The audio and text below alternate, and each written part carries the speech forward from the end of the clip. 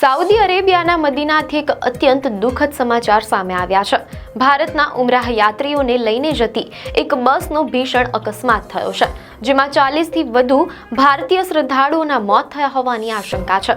મળતી માહિતી મુજબ બસ મક્કાથી મદીના જઈ રહી હતી, ત્યારે એક ડીઝલ ટેન્કર સાથે અથડાતા બસમાં ભીષણ આગ લાગી હતી। મીડિયા અહેવાલો અનુસાર મૃત્યુ પામેલા યાત્રીઓમાં મોટા ભાગના લોકો તેલંગાણા રાજ્યના હતા।